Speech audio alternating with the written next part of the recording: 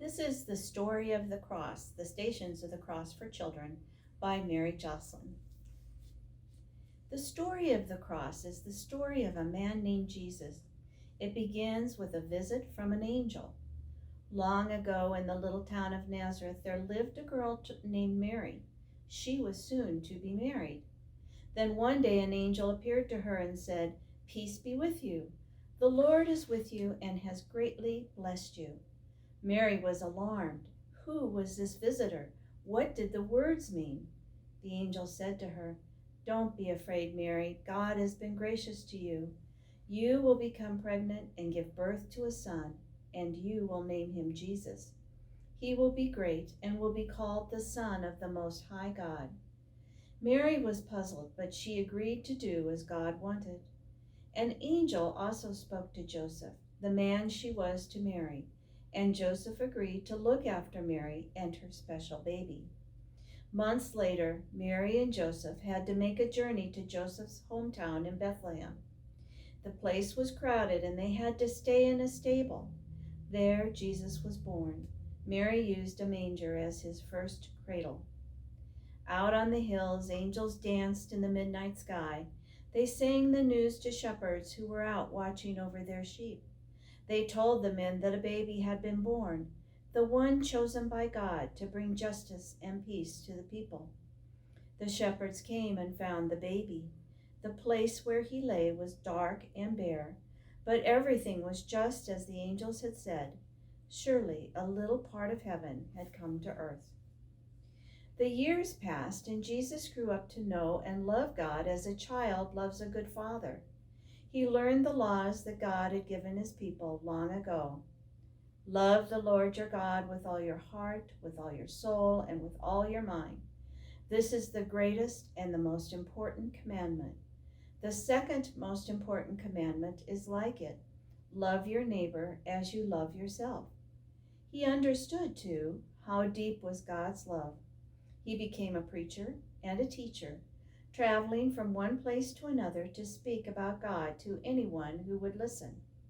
Love your enemies and pray for those who persecute you, so that you may become the children of your Father in heaven. For he makes his sun to shine on bad and good people alike, and gives rain to those who do good and to those who do evil. People flocked to listen to Jesus. The things he said seemed good and right, and were often wrapped up in stories that were clever and funny. He was also able to heal people with just a touch, and many were eager to see his miracles. The religious leaders became suspicious. "He claims to teach the laws of our people," they muttered, "but he and many of his followers do not seem to be keeping to our rituals and traditions." "Indeed, he does not," replied others. "We have seen him heal people on the Sabbath, the day when our people are commanded to do no work. So his healings cannot be miracles from God," some argued. Others were less sure. How can he work miracles of such love and goodness if he is a wrongdoer? In spite of all the good they had seen Jesus do, some people began to plot to have him put to death. It was no easy task. Jesus had a faithful band of close disciples who were always with him. The crowds treated him as a hero. Then one of the disciples grew disloyal. For a handful of silver, the one named Judas Iscariot told Jesus' enemies where they could find him from the crowds. One night, while the disciples lay sleeping in the shady olive grove called Gethsemane, and Jesus spent the hours praying to God, armed men were sent to arrest him. Jesus was dragged before the leaders of his people and accused of wrongdoing. People were paid to tell lies. All that remained was to persuade the Romans who ruled the land to authorize the death sentence. He was taken to the governor, Pontius Pilate. Station 1. Jesus is condemned to death. What had Jesus done? He had come with stories and wisdom. He had come with healing and forgiveness. He had come to make friends with God. But not everyone welcomed the things he said and the things he did. There were whispers and lies. There was anger and spite. Jesus was condemned to death. Dear God, keep me from anger and spite. Help me to love and forgive. Help me to follow Jesus. Station 2. Jesus is made to carry the cross. Jesus was condemned to a cruel death, to be nailed to a cross of wood. Soldiers loaded the cross onto his shoulders.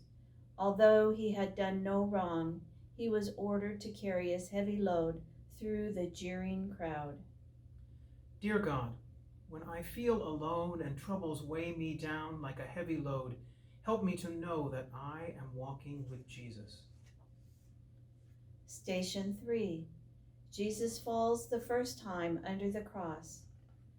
Jesus walked along the narrow streets of Jerusalem, struggling with the heavy cross. The pavement was rough beneath his feet. The guard hurried him without pity. He lost his footing and fell. Dear God, I try to follow Jesus, but sometimes I fail and fall. May I know in my heart that Jesus is always with me.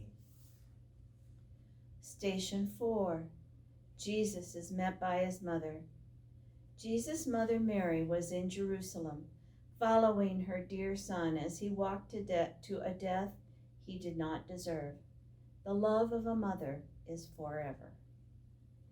Dear God, thank you for the great family of those who follow you, for they are family to us and give us help and encouragement as we also try to follow you. Station 5.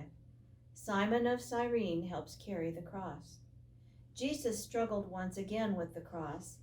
The guard grew impatient with his slowness. They saw a strongly built man coming in from the country, Simon of Cyrene. Here, you, carry the cross for the wretched prisoner, the soldiers commanded.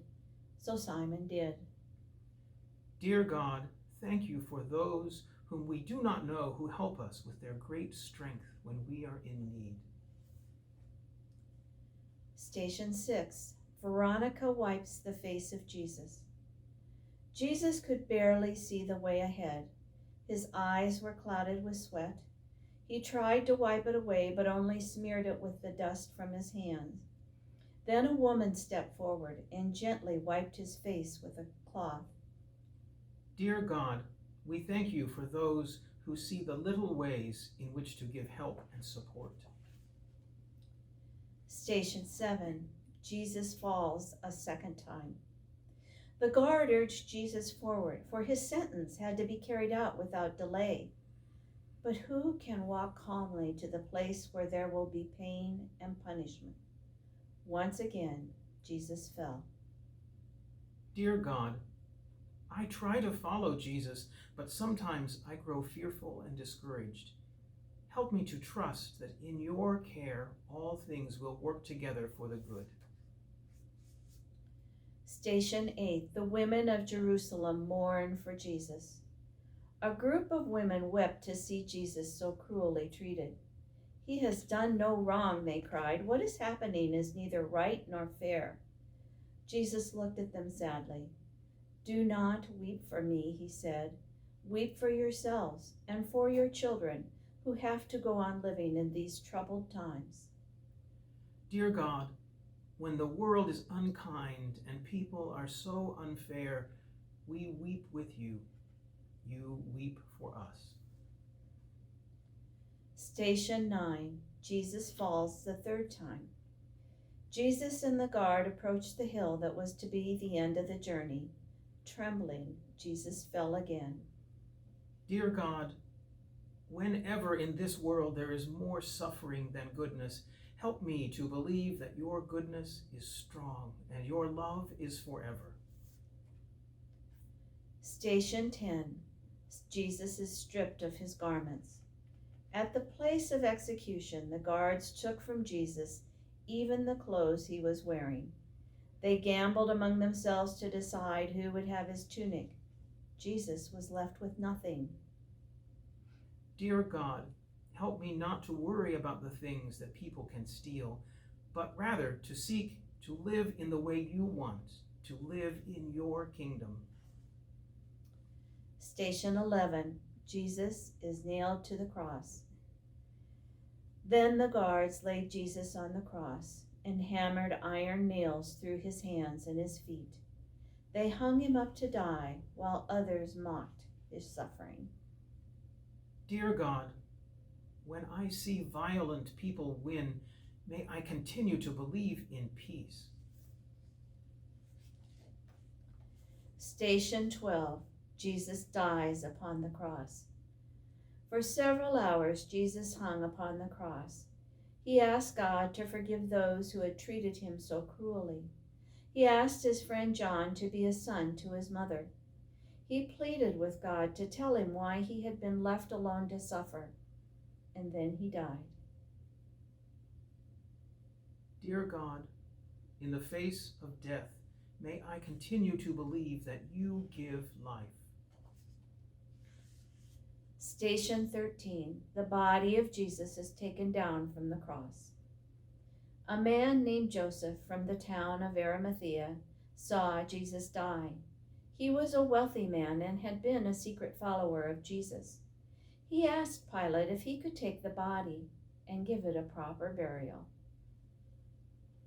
Dear God, may we continue to do good even when it seems that we have nothing left to hope for. Station 14. The body of Jesus is laid in the tomb. Joseph had asked that a tomb be prepared for his own death, a low cave cut into the rock with a large round stone to roll in place as a door. As evening fell, Joseph and some of Jesus' friends hurriedly wrapped the body and laid it inside with the door rolled shut. Then they had to hurry home because their weekly day of rest, the Sabbath, was beginning. Dear God, when we are in despair and we have too many hours to sit and weep, be with us. Station 15. Jesus rises from the tomb. When the day of rest was over, some women who had been followers of Jesus returned to the tomb. They brought with them spices to prepare the body for burial according to their traditions.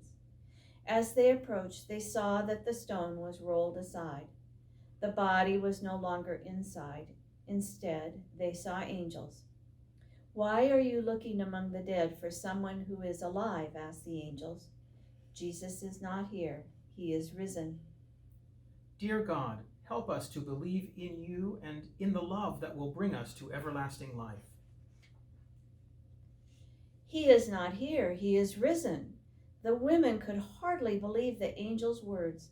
They ran to tell the disciples the astonishing news.